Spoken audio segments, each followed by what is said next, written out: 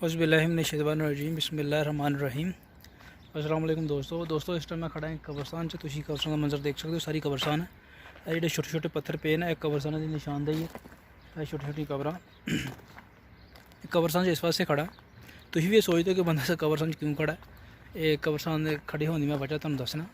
और कब्रस्तान खड़े होने की वजह यह है कि साड़ी जी पाकिस्तान कब्रस्तान है तो जी इतों की कब्रस्तान है, इन्होंने दोनों बड़ा तजाद है, दोनों डिफरेंट है, मुख्तलिफ है। इतने तुम देख लो कब्र पद्धरियां ने बराबर ने, जमीन के बराबर ने, लेकिन जो साहिब कब्र उन्होंने कब्र के सिर्फ दोनों साइडों के छोटे छोटे पत्थर पे हुए हैं। उधर भी तो उधर भी देख लो तुम, उधर भी पत्थर पे, उधर भी पत्थर पे। एडे बड़िया नहीं कि कब्र साढ़े पाकिस्तान तरह नहीं है, बड़िया उभर के बड़िया थां तक कब्र नहीं है। और सब तो एक अहम गल इंपॉर्टेंट गल यह है कि इन्होंने कब्र के उत्ते कोई तख्ती भी नहीं लाई हुई। इन्होंने उत्ते तख्तें ना कब्र तख्ती लाई है तो ना चारदीवारी की है, तो ना ही कोई एडा बड़ा इन्होंने कोई वो दुआले को टॉम या मकबरा बनाने की कोशिश की या कोठा बना छत बनाने की कोशिश की। कोई मार्बल भी किसी नहीं लाया, कोई निशानदेही नहीं की कि फलाने मैंबर की कब्र है, फलाने चौधरी की कब्र है, या फलाने लंबड़दार की कब्र है, या फलाने किसी MNA की या MP की कब्र है। ऐसा कुछ नहीं है। यह तुम देख सकते, ये भी लोग रईस ने, मे भी इतने वो लोग भी दफन हैं जोड़े इस शहर से, इस सिटी के किसी दौर च गौरमेंट करते या हुकूमत करते सी। इन्हों के तुम हूँ भी इन्हों के फैमिली मैंबर में मिलो या इन्हों के घर जाके देखो, तो वो घर जोड़े ना बड़े अमीर लोग ने, बहुत ज़्यादा अमीर लोग ने। उन्होंने घर की निस्बत इन्हों दी कब्रां देख लो। चंद दिन पहले एक तो मैं मिसाल देना चाहना कि कोयत का एक बहुत बड़ा अमीर आदमी शहजादा सी कोयत का, चंद दिन पहले फौत हो गया। उसके कोल बड़िया महंगियां गड्डियां सी, जिहड़ियां गड्डियां सी वो हीरे जवाहरात नाल जड़ियां हुई गड्डियां सी। जिहड़े कमरे सौंदा सी पता नहीं किन्ने 25-30 करोड़ का वह जोड़ा ना बैड से सिर्फ, जितों लेटता रहा, जितने लम्मे पैंदा रहा। तो जिस दिन वो मरिया तो इस जगह पर आ गया, इन्ह जगह पर आ गया। इतने यहो जी कबर बनी, छोटी जी मिट्टी की कबर, उत्थे कोई तख्ती नहीं लगी, उत्थे सिर्फ वह नाम लिखा, हथ ना नाम लिखा वह भी यह फलां बंदे की कबर है। तुसीं देखिया भी होगी, पोस्ट भी देखी होगी। यह पिछले दिनों जी खबर बड़ी सोशल मीडिया पर बड़ी आई है। तो मैं कहना भी साढ़े पाकिस्तान कब्रस्तान नहीं हैगी, वो एक कब्जा माफिया बन गया है। साढ़े पाकिस्तान जी कब्रस्तान साढ़े देहातां दे विच ने, उन्हां दे विच कोई मैनेजमेंट नहीं हैगी, कोई सिस्टम नहीं हैगा। एक कबर जो साहिब कबर है वो 2-3 हिस्सों की कबर जो कल्ला बंदा लेटिया होया है, कल्ला बंदा उसे दफन है। जिसले असीं कबर बन जाती है, कबर तो बन जाती है, एक ही बंदे की कबर बनती है। बन तो बाद एक उत्थे काम होंदा है ये कि उहदे साइडां ते चारदीवारी की जाती है अपना उन्होंने पक्कियां करने वास्ते। जो चारदीवारी करती तो एक साहिब कबर की जगह लै जाता है। पहले वो 2 मीटर की होंगी है, फिर वो 8 मीटर की हो जाती है, क्योंकि वो जी कबर बराबर करने वास्ते उतों 4 मीटर कर देंगे ने। उतों 4 मीटर हो और 8 मीटर की कबर के 3 कबर बनदियां ने। ये तुसीं समझदार हो। तो वैसे एक कबर जिहड़ी है ना 1 मीटर चौड़ी तो 2 मीटर लंबी होंदी है, मैक्सीमम 1 मीटर चौड़ी तो 2 मीटर लंबी होंदी है। तुसीं मैक्सीमम कबर का यही अपना साइज़ है। लेकिन जो 8 मीटर के कितनी कबर बन गई, तुसीं आप समझदार हो। वो साड़ी जी कब्रस्तान है उस कब्जा माफी नहीं, सानू जो ना कोई भी तरीका सानू अपनाना चाहिए, मैनेजमेंट करनी चाहिए। और साढ़े जोड़े लोग ना बाहर भी जोड़े दुनिया पर भी जी कब्जा करते हैं, दुनिया पर भी जोड़े अपना दुनिया पर भी ऊँच नीच रखते हैं, उत्थे जाके भी ऊँच नीच का बड़ा करते हैं।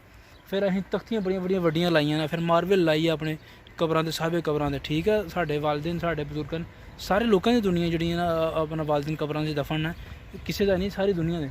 और सब तो बड़ी गल है फिर असीं उत्थे मेला कराना, चरागां कराना शुरू कर देने भी कोई चंगी कबर है तो उत्थे दुआले मेला, कोई बाहरों कोई अनपढ़ जहाल बंदा आके उत्थे सजदा करना शुरू कर दिंदा। हालांकि कोई इस्लाम दे विच कंसैप्ट नहीं हैगा सजदा किसी कबर नूं। अगर हुंदा तो सब तो पहले नबी अकरम सल्लल्लाहु अलैहि वसल्लम हुंदा सजदा, उस तो बाद जी औरत है अपने शोहर नूं करदी। लेकिन ऐसा कोई सिस्टम नहीं है, ऐसा कोई कंसैप्ट नहीं है। एक होर गल, दूसरी गल यह है कि अगे साड़ी ज़मीन घटती जा रही है। घटती क्यों जा रही है उसकी मैं तुहानूं एक वजह दसना, बड़ी एक मोटी जी वजह है। उसकी वजह है कि साढ़े जी जरी ज़मीन सी उत्थे अक्सर तो यूनिवर्सिटियां बनना शुरू कर दी, हॉस्पिटल बनना शुरू हो गए, स्पोर्ट्स ग्राउंड बनना शुरू हो गए, होर अपना यूनिक कौंसल दफ्तर। दूसरे नंबर पर जी ज़मीन रह गई सी उत्थे असीं पैसे के लालच के मगर ला के जरी ज़मीन खत्म होती जाती, उत्थे असीं सोसाइटियां यानी कि हाउसिंग सोसाइटियां बनातियां, उन्होंने वेच दिता है। किसी कोई रोड निकल गई है, ज़मीन घट गई है, तो सानू किफायत शारी नाल कबरां दे काम करना चाहिए। आने वाले टाइम के जो कोई बंदा ऐसा ना करता है पक्की कबर करके उन्होंने कहना कि यार नहीं, उन्होंने तुसीं रोक सकते हो, उन्होंने समझा के यार उन्होंने गाइड करके भी यह जो ना नुकसान तू करना पाया, साडा भी करना पाया। वो जो बंदा एक कबर की जगह 2 कबरां कड्ढदा पिया, यानी 2 कबरां की जगह 1 कबर कड्ढदा पिया, वो साडा नुकसान नहीं करता, वो अपनी नस्ल का भी नुकसान करता पिया। वो साडा ही नहीं नुकसान करता पिया, वो पूरे उस पिंड का, उस इलाके का नुकसान करता पिया। तुसीं देखिया होगा पिछले दिनों ਕਿ ਕੁਛ ਪਿੰਡਾਂ ਦੀ ਆਪਸ 'ਚ ਝਗੜੇਬਾਜ਼ੀ ਵੀ ਹੋਈ ਹੈ ਵੀ ਕਬਰਾਂ ਨੂੰ ਲੈ ਕੇ, ਇਸ ਵਾਸਤੇ ਕਿ ਉਹਨਾਂ ਨੇ ਉਹ ਬੰਦਾ ਕੋ ਗਿਆ ਦੂਸਰੇ ਪਿੰਡ ਦੇ ਵਿੱਚ ਆਪਣਾ ਮੁਰਦਾ ਦਫਨ ਕਰਨ ਵਾਸਤੇ, ਉਹਨਾਂ ਰੋਕ ਦਿੱਤਾ ਵੀ ਸਾਡੇ ਪਿੰਡ ਦੀ ਕਬਰਸਤਾਨ ਤੁਹਾਡੇ ਮੁਰਦੇ ਵਾਸਤੇ ਜਗ੍ਹਾ ਕੋਈ ਨਹੀਂ ਹੈਗੀ, ਤੁਸੀਂ ਆਪਣਾ ਇੰਤਜ਼ਾਮ ਕਰ ਲਓ। ਅਸੀਂ ਦੇਖਿਆ ਸਾਡੇ ਇਲਾਕੇ ਹੋਇਆ। ਤੇ ਇਹ ਮੇਰਾ ਕਹਿਣ ਦਾ ਮਕਸਦ ਇਹ ਹੈ ਕਿ ਤੁਸੀਂ ਯਾਰ ਗੌਰ ਕਰੋ, ਕਿਫਾਇਤ ਸ਼ਾਰੀ ਨਾਲ ਜਿਹੜੀ ਜਗ੍ਹਾ ਸਾਡੇ ਕੋਲ ਹੁੰਦੀ ਹੈ ਇਹਨੂੰ ਇਸਤੇਮਾਲ ਕਰੋ। ਇਸਤੇਮਾਲ ਕਰਾਂਗੇ ਤਾਂ ਇਨਸ਼ਾਅੱਲਾ ਇਹ ਜ਼ਿਆਦਾ ਲੌਂਗ ਟਾਈਮ 'ਚ ਚੱਲੇਗੀ। ਜੇ ਅਸੀਂ ਉੱਥੇ ਕੋਠੇ ਬਣਾ ਲੈਣੇ, ਉੱਥੇ ਅਸੀਂ ਮੇਲੇ ਚਰਾਗਾਂ ਕਰਾਉਣੇ ਆ, ਤੇ ਇਹਦਾ ਕੋਈ ਇਸਲਾਮ 'ਚ ਨਾ ਤਾਂ ਕੋਈ ਕੰਸੈਪਟ ਹੈ, ਨਾ ਤਾਂ ਇਸਲਾਮ ਦੀ ਇਜਾਜ਼ਤ ਦਿੰਦਾ।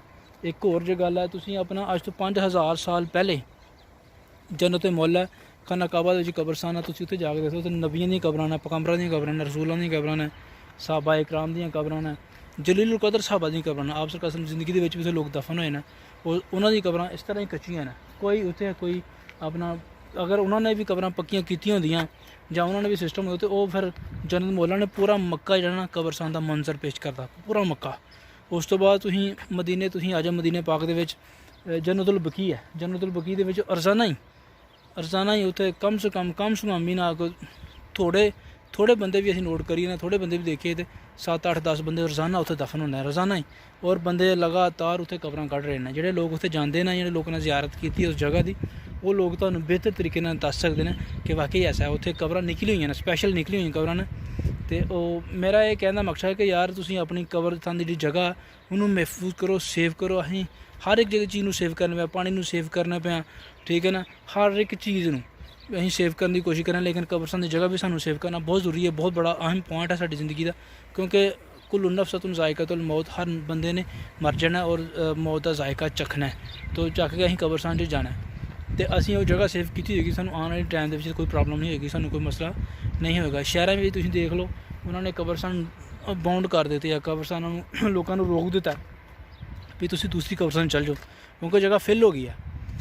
ਔਰ ਕੁਛ ਲੋਕਾਂ ਨੇ ਉੱਥੇ ਸ਼ਹਿਰ ਬੇਹੰਗਮ ਕਬਰਾਂ ਬਣਾਈਆਂ ਨੇ, ਬੇਧੜਕ ਕਬਰਾਂ ਬਣਾਈਆਂ ਨੇ। ਉਹ ਕਬਰਾਂ ਇਸ ਵਾਸਤੇ ਬਣਾਈਆਂ ਕਿ ਕਿਤੇ ਉਹਨਾਂ ਨੇ ਮਾਰਬਲ ਲਾਇਆ, ਅਤੇ ਜਿਹੜਾ ਲੋਕਾਂ ਨੇ ਮਾਰਬਲ ਲਾਇਆ ਉਹ ਦਬ ਗਈਆਂ ਕਬਰਾਂ ਉੱਤੇ ਕਬਰਾਂ ਬਣ ਗਈਆਂ ਨੇ। ਅਤੇ ਤੁਸੀਂ ਯਾਰ ਜਿਹੜਾ ਖਿਆਲ ਕਰਨਾ ਚਾਹੀਦਾ ਹੈ। ਸਾਡੀ ਪਬਲਿਕ ਪ੍ਰਾਪਰਟੀ ਹੁੰਦੀ ਕਬਰਸਤਾਨ, ਕਿਸੇ ਦੀ ਖਾਨਦਾਨੀ ਜਗੀਰ ਨਹੀਂ ਹੈ, ਕੋਈ ਮਾਲਕ ਨਹੀਂ ਹੈਗਾ, ਨਾ ਤੇ ਕੋਈ ਡੋਨੇਟ ਕਰਦਾ ਪਿਆ ਜਗ੍ਹਾ, ਕੋਈ ਜਗ੍ਹਾ ਦਿੰਦਾ ਹੋਇਆ ਨਾ ਕੋਈ ਬੰਦਾ ਪਿੰਡੋਂ, ਕੋਈ 10 20 5 ਕਨਾਲ 2 ਕਨਾਲ 3 ਕਨਾਲ 10 ਮਰਲੇ ਵੀ ਆ, ਸਾਡੇ ਵੱਲੋਂ ਕੋਈ ਜਗ੍ਹਾ ਰੱਖ ਲਓ, ਕੋਈ ਬੰਦਾ ਡੋਨੇਸ਼ਨਸ ਕਬਰ ਨੂੰ ਨਹੀਂ ਦੇ ਰਿਹਾ, ਕਬਰਸਤਾਨ ਨੂੰ ਨਹੀਂ ਦੇ ਰਿਹਾ। ਦੇਖ ਲਓ ਤੇ ਕਿੰਨਾ ਮੁਨਜ਼ਮ ਤਰੀਕਾ, ਨਾ ਇਹਨਾਂ ਨੇ ਕੋਈ ਦਰਖਤ ਹੈ, ਨਾ ਕੋਈ ਜਾਨਵਰ ਹੈ ਇੱਥੇ, ਕੋਈ ਆਪਣਾ ਕਿਸੇ ਕਿਸਮ ਦਾ ਜਾਨਵਰ ਨਹੀਂ ਆ ਰਿਹਾ, ਕੋਈ ਮੱਝ ਗਾਂ, ਕਿਸੇ ਕਿਸਮ ਦੀ ਬੱਕਰੀ ਸ਼ੱਕਰੀ ਕੋਈ ਨਹੀਂ ਹੈਗੀ, ਕੋਈ ਇਹਨਾਂ ਦੀ ਕਬਰਸਤਾਨ ਦੀ ਬੇਹੁਰਮਤੀ ਹੋ ਰਹੀ ਹੈ। ਤੁਸੀਂ ਆਪ ਦੇਖ ਰਹੇ ਹੋ, ਤੁਹਾਡੇ ਸਾਹਮਣੇ ਸਭ ਕੁਛ। ਅਤੇ ਮੇਰਾ ਇਹੀ ਕਹਿਣ ਦਾ ਮਕਸਦ ਹੈ, ਮੇਰਾ ਇੱਕ ਛੋਟਾ ਜਿਹਾ ਪੈਗਾਮ ਹੈ, ਕਬਰਸਤਾਨ ਨੂੰ ਅਸੀਂ ਸੇਫ ਕਰਨਾ ਚਾਹੀਦਾ। ਕਬਰਸਤਾਨ ਨੂੰ ਸੇਫ ਕਰਾਂਗੇ ਤਾਂ ਆਉਣ ਵਾਲੀ ਨਸਲ, ਆਉਣ ਵਾਲਾ ਸਾਡਾ ਜਿਹੜਾ ਸਿਸਟਮ ਹੈ ਸਾਡਾ, ਉਹ ਜਿਹੜਾ ਨਾ ਆਪਣਾ ਜਿਹੜੀ ਸਾਡੀ ਨਸਲ ਆਉਣ ਵਾਲੇ ਉਸੇ ਤਰੀਕੇ ਨਾਲ ਯੂਜ਼ ਕਰ ਸਕੇ, ਉਹ ਲਾਂਗ ਅਰਸੇ ਤੱਕ ਉਹ ਕਬਰਸਤਾਨ ਚੱਲੇਗੀ। ਇਸ ਵਾਸਤੇ ਚੱਲੇਗੀ ਅਗਰ ਹੁਣੇ ਅਸੀਂ ਇੱਕ ਕਬਰ ਦੀ ਜਗ੍ਹਾ 3 ਕਬਰਾਂ, ਇੱਕ ਜਿਹੜੀ ਸਾਬੇ ਕਬਰ ਉਹ 3 ਕਬਰਾਂ ਦੀ ਜਗ੍ਹਾ ਵਲ ਲੇਗਾ, ਕਬਜ਼ਾ ਕਰ ਲੇਗਾ, ਤੇ ਉਹ ਜਿਹੜਾ ਨਾ ਆਪਣਾ ਆਉਣ ਵਾਲੇ ਟਾਈਮ ਦੇ ਵੀ ਸਾਨੂੰ ਬੜੀ ਮੁਸ਼ਕਿਲ ਹੋਏਗੀ, ਸਾਨੂੰ ਬੜੀ ਪਰੇਸ਼ਾਨੀ ਹੋਏਗੀ। ਤੇ ਇਹ ਮੇਰਾ ਛੋਟਾ ਜਿਹਾ ਮੈਸੇਜ ਹੈ। ਅਗਰ ਮੈਸੇਜ ਚੰਗਾ ਲੱਗੇ ਤੇ ਸਬਸਕ੍ਰਾਈਬ ਕਰੋ, ਲਾਈਕ ਕਰੋ, ਸ਼ੇਅਰ ਕਰੋ ਸਾਡੇ 5 ਰਿਵਿਊ TV ਨੂੰ। ਓਕੇ, ਅੱਲਾ ਹਾਫਿਜ਼, ਆਉਣ ਵਾਲੀ ਵੀਡੀਓ ਤੱਕ। Thank you.